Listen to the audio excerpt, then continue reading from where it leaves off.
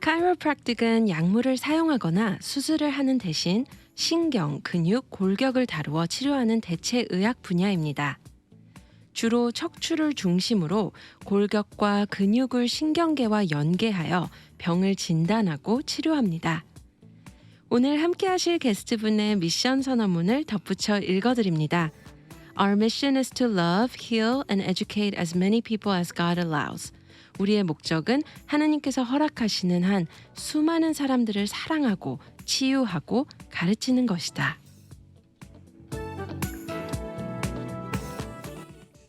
안녕하세요. GBC 아침마당의 김주연입니다. 환영합니다.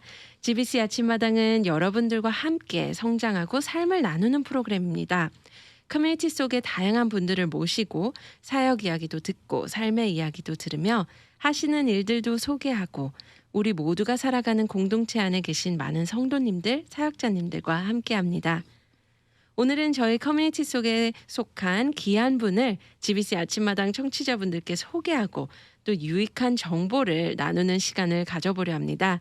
오늘 GBC 아침마당의 시너지 건강 클리닉 주제로 함께 해주실 임훈 원장님을 모셨습니다. 닥터 임 안녕하세요. 안녕하세요. 반갑습니다. 네, 반갑습니다. 저희 청취자분들 위해서 인사와 소개 부탁드리겠습니다. 네, 안녕하세요. 임훈 원장 닥터 임입니다. 제 전문은 척추신경 전문 카이로프랙틱이고 또한 기능의학입니다. 네, 원장님 제가 오프닝 때 카이로프랙틱이 무엇인지 짧게 설명을 했는데 괜찮았나요? 네, 아주 좋았습니다. 네, 저희가 건강을 생각할 때 왜 건강에 대한 새로운 관점이 필요한지 궁금해요. 네. 그 건강에 대한 관점이 왜 중요하냐면은 그동안 많은 분들은 이 건강을 다룬다 하면은 약과 수술을 의존하면서 이제 주로 약을 의존한다는 것은 증세 치료이고, 그러면서 사실 이 원인 치료를 하기보다는 증세가 없어지면은 약을 먹고서 그러면 나는 다 낫다고 생각하는 그런 위기학을 다루는 그 건강 쪽으로 생각하는 분야가 있고, 그게 이제 사실 전통의학에서 그렇게 많은 분들이 배워왔죠. 네. 하지만 다른 관점이라는 것은 이 웰빙학, 웰니스 케어, 그리고 또 원인을 찾아서 치료하고 또 예방에 중점을 두고, 그쪽으로 저희는 이 카이로프랙틱 의학에서 더 그쪽으로 다루기 때문에 우리는 위기학을 다루는 닥터가 아니고 건강학, 웰빙학, 예방학, 건강 유지학을 다루는 분야라고 생각하시면 되겠습니다. 네. 제가 귀에 쏙 들어온 부분이 원인을 아는 것, 원인을 그렇죠. 치료하는 것. 네, 맞습니다. 카이로프랙틱 의학의 척추신경 전문이란 어떤 분야일까요? 네, 제일 먼저 말씀드리고 싶은 것은 우리 몸의 모든 기능이 어디서 시작될까요? 그 명령이 뇌에서 내려오는 거 아닙니까? 네, 맞습니다. 예를 들어서 제가 손가락을 베었다. 그럼 피가 납니다. 그러면 이 손가락을 낫게 해주는 게 약도 아니고 또 닥터 의사도 아니고 우리 몸에 스스로 낫게 할 수 있는 자가 치유력이 있지 않습니까? 맞습니다. 그렇죠? 근데 그 자가 치유력의 그 육체적인 차원에서 그 생명력이 어디서부터 시작될까요? 뇌에서 그게 잘 낫고 고쳐지라고 명령이 내려오지 않습니까? 네. 그러면 뇌에서 여기 손가락에 빈 거와 연결시키는 것을 곧 신경계라고 하는데 그 신경계를 보호하고 있는 게 척추거든요. 네. 그래서 이 척추가 건강하지 않으면은, 왜냐하면 척추가 하는 첫째 기능은 이 신경계를 보호하는 데 있습니다. 네네. 뭐 자세도 중요하고 움직임도 중요하지만은 그런 거는 사실 두 번째로 부수적인 것이고, 척추가 하는 최고 으뜸가는 중요한 포인트는 이 신경계를 보호해 주는 것이거든요. 네. 근데 우리가 어렸을 때부터 뭐 치과에 자주 가야 된다는 교육을 저는 안 받았어요, 한국에서. 그렇지만 그 치과에 대한 그 개념이 바뀌면서 정기적으로 치과에 가서 우리가 이 관리를 하듯이, 네네. 이 척추 관리에 대해서 사실 가르쳐 주는 부모님도 없었고 그렇죠. 예, 선생님도 없었고 네네. 더군다나 그것을 가르쳐주는 의사 선생님도 없었잖아요. 네네. 그저 나중에 척추가 나빠져가지고 무슨 너무 안 좋아서 뭐 수술을 받아야 된다. 뭐 척추를 다쳐서 마비가 왔다. 그러면 그때 마치 척추가 이렇게 중요한 거구나를 처음 깨닫듯이. 예. 그래서 치과를 가는 그 시간이 제일 중요한 시간은 치아가 안 아플 때, 이가 안 아플 때 가는 게 제일 좋지 않겠어요? 맞아요. 마찬가지로 운동이나 영양학처럼 네. 우리가 어디가 안 아플 때 이 척추 관리를 잘 해줘야 된다 하는 게 이제 그 카이로프랙틱의 원리입니다. 네. 이쯤 되면 저희 네. 청취자분들도 그렇고 저도 그렇지만 척추 관리 말은 쉽지만 어떻게 해야 되는지도 모르겠고 네, 또 방금 신경계 뇌를 다스리는 게 이제 뇌가 사인을 보내는 그렇죠. 게 이제 신경계 네, 그리고 또 그걸 보호하는 게 척추라고 말씀을 하신 거죠. 맞습니다. 네. 그렇다면 신경계가 하는 일이 정확히 무엇이죠? 네. 신경계가 하는 게 이제 간단히 말해서 이제 네 가지를 잡는다면은 첫 번째는 우리 몸에 신경이 안 가는 부분이 없습니다. 네네. 제가 얼굴을 만져도 지금 감각을 느끼잖아요. 네네. 아니면 누가 이렇게 때리면 아프잖아요. 그게 그 감각을 알려주는 게 신경계고. 네. 두 번째는 제가 팔을 움직이고 무거운 걸 들 때 근육을 쓰지 않습니까? 그러니까 근육에 뭐 어떻게 기능을 하라고 명령 내리는 것도 뇌에서 신경계를 통해서 하는 것이고 그리고 세 번째는 우리 몸의 모든 장기가 이 신경계에서 조절을 하기 때문에 지금 심장이 뛰고 있고 소화가 되고 있고 그죠? 대변 소변을 볼 수가 있고 네. 이게 다 신경계에서 조절을 하는 거예요. 네. 그죠? 그리고 이제 네 번째는 면역성. 요새 이 코로나가 지금 막 이렇게 네네. 판을 치는 판국에 면역성이 이 좋은 사람은 이 코로나에 걸려도 금방 회복이 됩니다. 네. 그래서 지금 이 면역성 하면은 첫 번째 이 백혈구인데 우리 몸에 백혈구는 특히 T임파구는 네. 독감 바이러스를 죽일 힘도 있어요. 오, 네네. 또 감염 바이러스까지 죽일 힘도 있어요. 그렇다면 코로나 바이러스로도 죽일 힘이 있죠. 그렇게 어마어마한 이 몸에 치유력을 하나님이 주셨는데 네. 아멘. 제가 좀 안타까운 것은 약과 수술로 증세 치료를 해서 증세가 없어지면 나는 건강을 회복했다라고 약간 착각하는 삶이 조금 아쉽기도 합니다. 네. 예, 그래서 물론 우리는 그런 치료가 위기학을 위해서는 필요해요. 예, 뭐 팔이 부러졌다, 목에서 피가 난다, 네. 생명에 위협이 있다. 당연히 약과 수술로 빨리 그 사람 생명을 살려야죠. 네. 이제 그거는 한 10% 정도 되는 것이고 나머지 90%는 우리가 생활의 양식, 라이프스타일을 바꿈으로써 네.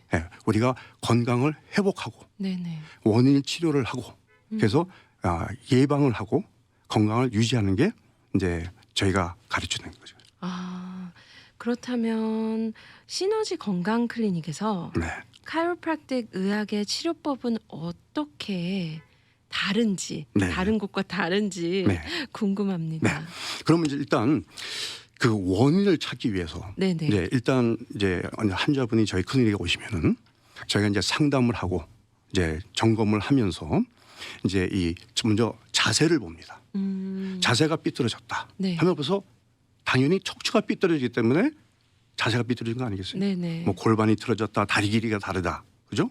그러면 그걸 일단 이제 인지하고서는 저희 클리닉에서는 엑스레이 사진을 찍는데 저희가 찍는 이 사진은 사실 일반 종합병원이나 뭐 이머전시에서 찍는 사진과 조금 다릅니다. 아니 네. 똑같은 엑스레이지만 네네. 그 찍는 방법이 달라요. 그러니까 그쪽에서 엑스레이 사진을 찍을 때는 먼저 어디 부러진 데가 있나, 아니면 무슨 뭐 찍었더니 이렇게 혹이 나타나거나 이제 그런 걸 찾기 위해서 목적으로 찍는데 그렇죠. 그런 게 없으면은 닥터들이 뭐라고 얘기합니까? 뭐 다 그냥 엑스레이는 정상으로 나왔어요. 이제 그런 얘기 많이 듣지 않습니까? 네네. 근데 저희는 이 사진을 찍을 때 바이오피직스라 해가지고 인체 물리학적으로 사진을 이렇게 엑스레이를 찍어서 그거를 분석을 합니다. 자로 선을 긋고 각도를 제고해서 정상 척추는 이렇게 생겼는데 지금 사진을 찍어 보니까 이 척추가 이렇게 삐뚤어져서 나왔습니다. 그러면 그 원인을 찾아서 고치면은 그때 척추가 건강해지고 거기서 나오는 신경이 건강해지면은 네. 그 신경이 내 명령을 전달을 잘 해줄 거 아닙니까? 네네. 그러면 팔이 저리는 사람이 감각이 살아나고 네네. 팔에 약간 마비가 오거나 다리에 마비가 오던 분들은 그게 다시 제대로 걷을 수가 있고 네네. 또 통증도 없어질 뿐만 아니라 네. 그리고 또 장기까지도 또 좋아지는 분들이 있어요. 와. 그 어느 한국 여자분이 저희 클리닉에 오셨는데 네네. 40년 동안 매운 걸 못 드셨대요.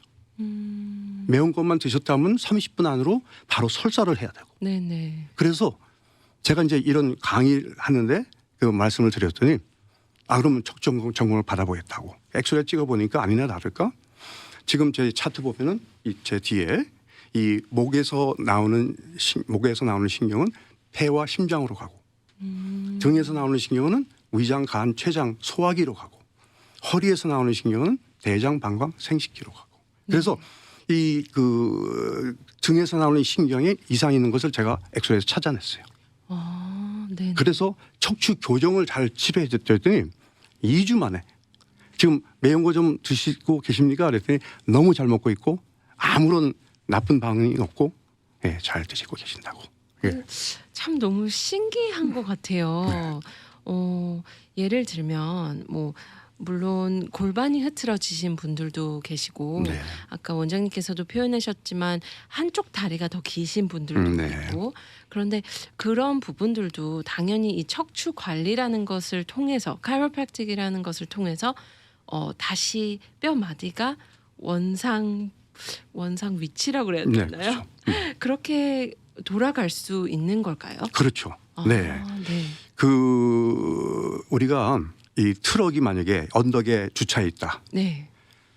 시간이 가면 갈수록 그 트럭은 중력에 의해서 점점 더 밑으로 내려오면 내려왔지 네. 자동으로 올라가지 않습니다. 맞습니다. 척추뼈가 어긋나 있으면 이게 자동으로 옮기려고 우리 몸에서는 그런 노력이 있어요. 그 노력이 어떻게 표현되냐면 우리 근육이 하는 거는 뼈를 움직이는 거 아니겠어요? 네. 그럼 뇌에서는 근육한테 명령이 가서 이 뼈를 제대로 잡으라고 명령이 내려옵니다. 네. 그런데 이 뼈가 너무 어긋나거나 20년 전에 어긋나는 걸 갖다가 제대로 빨리 안 잡아주니까 시간이 갈수록 이거는 점점 더 나빠지는 것이죠. 네. 그러니까 이런 상태를 모르고 그냥 또 운동이 좋다니까 막 운동하고 아이고. 하면 이 상태가 점점 더 나빠지는 거예요. 그렇죠. 그런데 우리가 이 척추 교정, 카이로프랙틱 교정을 통해서 아주 가볍게 엑스레이 결과를 보고 나서 잘 교정을 해주면은 우리 몸에 이 손가락을 벤 것이 낫게 하는 자가치력이 있듯이 똑같은 그 자가치력이 우리 뼈를 잘 정렬해서 맞춰주게 돼 있습니다. 네. 제가 원장님 말씀을 들으면서 그런 생각을 문득 했어요. 자세가 좋은 분들과 자세가 아무래도 안 좋은 분들 또 요즘 현대인 분들은 컴퓨터 앞에 그렇죠. 많이 앉아 네. 계시잖아요. 네. 그래서 뭐 거북목을 호소하시는 분들도 계시고 네. 그러다 보면 얼굴도 이렇게 변하는 것 같아요. 그렇죠. 얼굴형이라든지 치아 상태, 맞습니다. 네 그런 부분들이 결국에는 다른 뭐 몸의 기관에 결국 아프게 하지 않나 그런 네. 생각이 드는데 맞을까요? 아주 정확한 말씀입니다. 네네. 첫 번째 우리가 다리 길이가 다르다는 얘기는 마치 운전할 때 네. 타이어 사이즈가 다르면 아이고. 차가 어떻게 됐습니까? 삐뚤어져 갑니다. 네. 그러면서 65마일로 달리면은 그 차는 언젠가는 망가지게 돼 있어요. 네. 그렇게 다리 길이가 다르고 골반이 처져 있는데 그때 무슨 뭐 마라톤을 한다던가 아니면 요새 또 걷는 게 좋다 해가지고 막 1시간 동안 걷잖아요. 네. 그럼 나중에 연구에 의하면 5년 10년 후에 가서 그 사람의 이 척추는 더 나빠져 있어요. 네. 걸어서 건강에는 좋았지만 네. 심폐기관에는 좋았지만 척추는 더 망가져 있는 겁니다. 네. 그러면 또 그뿐만 아니라 그게 삐뚤어질 때는 이게 우리 이 컴pen세이션 보상 효과가 있어가지고 이 파운데이션 기초가 삐뚤어지면은 나중에 목도 삐뚤어져요. 네. 그러면서 또 턱뼈도 삐뚤어지고 네. 그래서 아까 이 얼굴까지 변하고 네. 그런 현상이 오는 것이 그게 당연한 것입니다. 제가 또 질문이 하나 있어요, 네. 원장님. 예를 들면 근육은 마사지를 하면 풀어지고 네. 하지만 근육의 습관이 이제 마사지를 해서 풀으면 다시 원래대로 돌아가는 잖아요. 네네네. 네, 네. 습관이 있잖아요. 그렇죠. 예. 그렇다면 뼈도 네. 척추도 만지면 만질수록 그래도 나는 원래 이 자세가 좋았어. 그러니까 나쁜 자세죠. 네네네. 그 나쁜 자세로 돌아가나요? 아니면 관리를 계속 받을수록 더 좋은 자세로 네. 바뀌는지 네. 궁금합니다. 저희 클리닉에서 제가 7가지 건강 법칙을 가르치는데 네. 운동, 물, 영양 이것을 조정하는 게 신경계, 그다음에 수면, 그다음에 스트레스 관리, 그다음에 7번째 영적 균형. 그래서 영 혼몸을 다루는데 지금 이제 그 운동 말씀을 하셨기 때문에 네. 우리가 이 척추 교정을 하면서 제가 반드시 척추 운동을 가르쳐 드립니다. 왜냐하면은 이 뼈를 움직이는 건 제가 근육이라고 말씀드렸잖아요.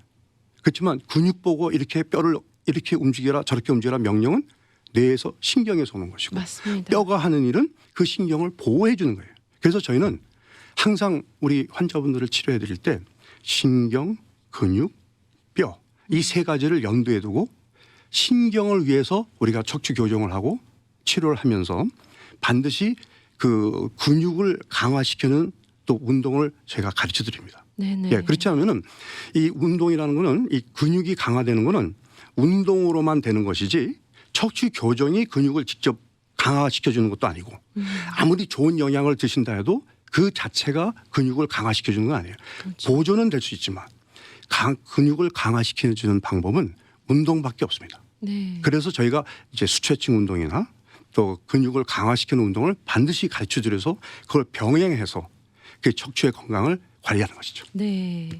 와. 척추 퇴행성 관절염이란 네. 무엇일까요? 네. 그 많은 분들이 이제 그 퇴행성 관절염 하시는데 사실 그거는 뭐냐면은 이제 이 관절염 하면은 그래서 염증이 있다는 뜻이에요. 근데 이제 퇴행성 관절염은 이게 만성입니다.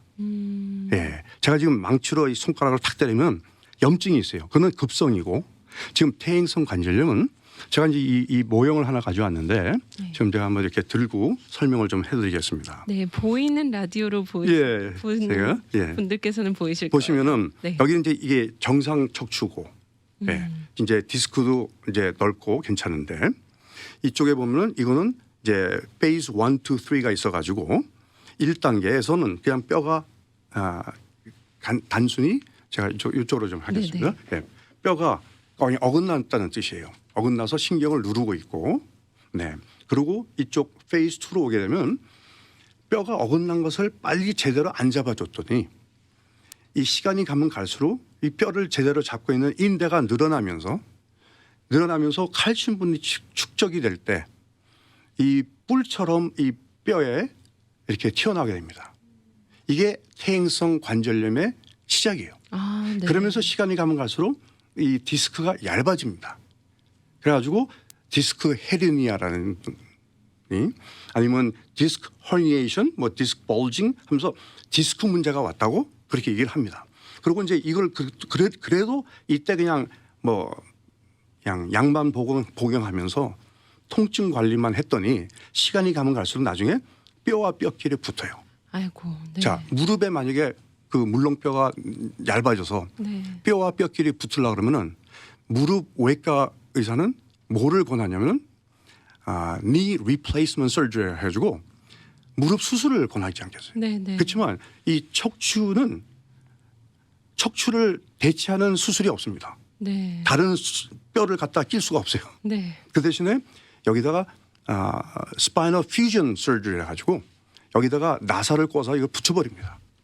그래서 이 페이스 2하고 3 이 가운데 가서 중간 부분에 가서 요때 이제 되게 사람들이 그냥 나 통증 없이 살다가 갑자기 어느 날 뭐 신문지를 짚는다거나 샤워를 하다가 허리가 뚝해요. 그럼 그때 이멀전시를 달려갔더니 수술을 받아야 됩니다. 그럼 그때 수술을 안 받기 위해서 이제 저희 클리닉을 찾아오는 분들이 있으면은 네. 저희는 저희 사명이 10분 중에 8분은 수술을 안 받게 해드리고 하는 게 저희 사명이고 네, 네. 2분은 되게 이미 늦어가지고 수술을 받을 수밖에 없는 그런 현상이 있습니다. 네. 또 저희 옆에 모형으로 이렇게 네. 멋진 척추가 모델이 있는데 네네. 네. 어떤 것인지 또 네네. 저희 설명 부탁드려도 네, 될까요? 척추 모형을 보신 적이 없는 분들을 위해서 제가 이걸 이제 이렇게 가지고 나왔는데요. 네네. 여기 보시면은 이 척추뼈가 이제 24개가 있습니다. 네. 24개가 있고 여기서 보면은 목에는 그 척추뼈가 7개가 있고 그다음에 등에는 12개가 있고 허리에는 5개가 있는데 여기 보시면 옆에 이렇게 노란 이렇게 줄이 나오지 않습니까? 이게 전부 다 신경입니다. 아, 네. 예, 신경인데 이제 이 허리를 예를 들어서 이제 삐걱했다. 그래가지고 어떤 분은 허리를 뚝 해가지고 움직이질 못해요. 예, 어느 환자분이 저를 이제 월요일 아침에 찾아왔는데 저를 만난 적이 없는데 그분이 내일 자기가 그 수술이 스케줄이 되는데 닥터님이 이걸 고칠 수 있다면은 자기가 수술을 또 캔슬하겠습니다. 또 캔슬하시겠다. 그래서 무슨 말씀인가 했더니 보니까 2년 동안 허리를 수술을 받아야 되는데 이 허리 상태 때문에 네.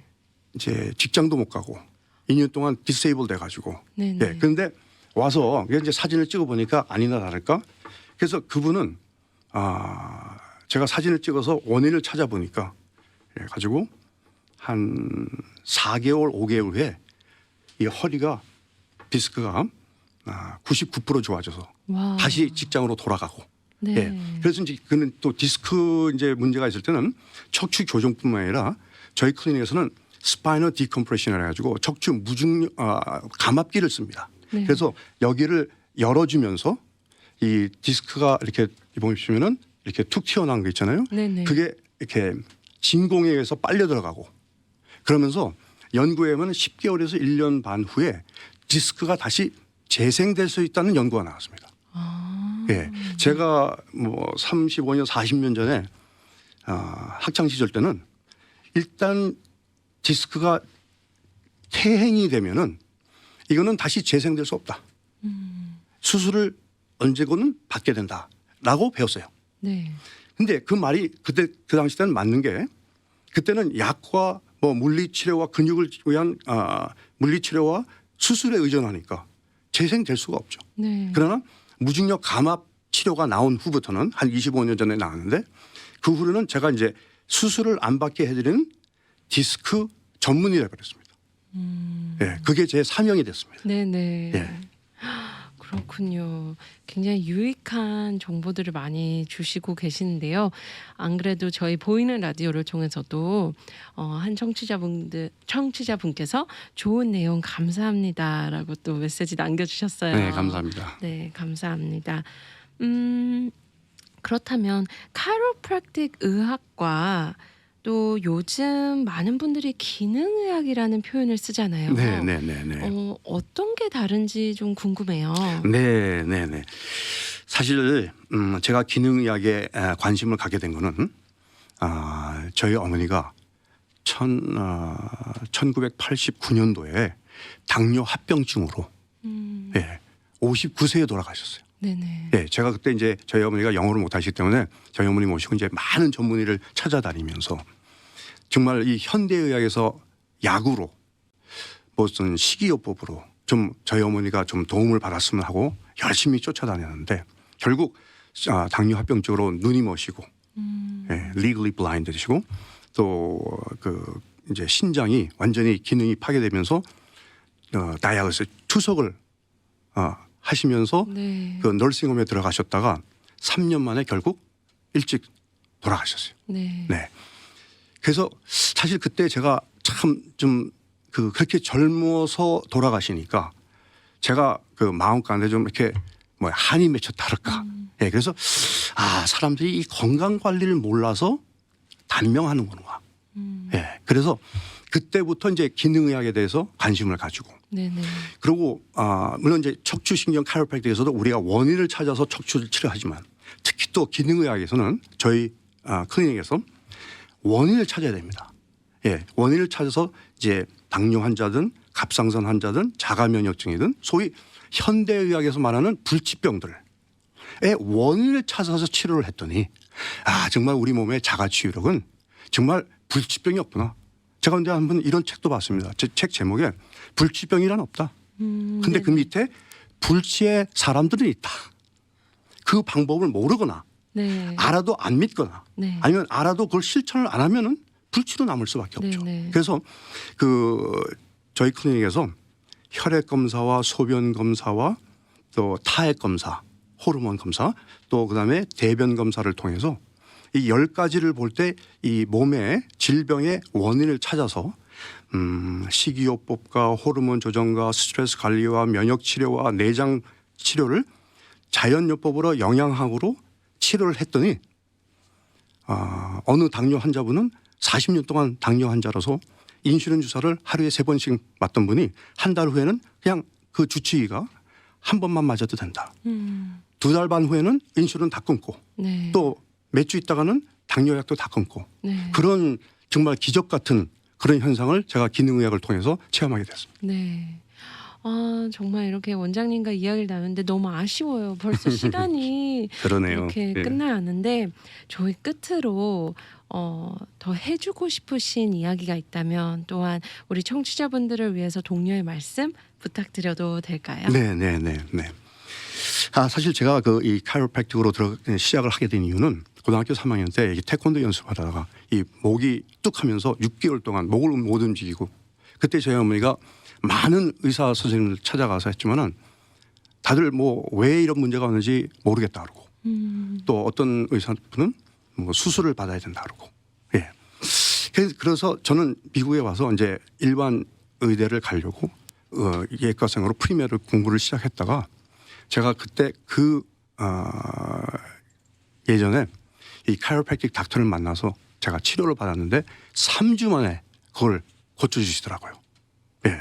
그래서 그때 제가 그러니까 20대죠. 20대 초반인데 그때 제가 결정을 한 게 이 무슨 질병이 터지고 나서 이걸 어떻게 고칠까 뭐 연구하는 것도 중요하지만 물론 하나님의 은혜로 평생 안 아프고 건강한 삶을 좀 살아보는 것을 더 연구해야 되겠다 해서 그때 이제 제가 일반 의대를 가지 않고 카이로프랙틱 의대를 시작하게 된 거죠. 네. 그래서 그 이후로 이제 이 건강에 대해서는 많은 연구를 하면서 사실 제가 이 카이로프랙틱 닥터지만 저는 제 자신을 건강 전도사로 봅니다. 네. 그래서 데살로니가 전서 5장 23절에 보면은 너희들이 주 예수 그리스도께서 강림하기 전에 너희의 영과 혼과 몸을 흠없이 보존하라는 그 말씀을 듣고서는 우리의 영혼을 관리하는 것도 중요하지만 믿음을 통해서 우리 몸을 또 성전인 우리 몸을 잘 관리하는 것도 하나님께 영광 돌리는 일이구나 하고서는 그렇게 제가 이제 이 몸에 대한 건강에 대해서 많은 전도를 하게 됐습니다. 와, 감사합니다. 그래서 원장님의 미션 선언문이 네. 더 눈에 들어오는 것 같아요. 하나님께서 허락하시는 한 수많은 사람들을 네. 치유하고 사랑하고 또 가르치는 것에 대해서 참 공감되는 것 같아요. 이 시간 저희와 함께 해주셔서 감사드립니다. 제가 감사드립니다. 감사합니다. 네, 감사합니다.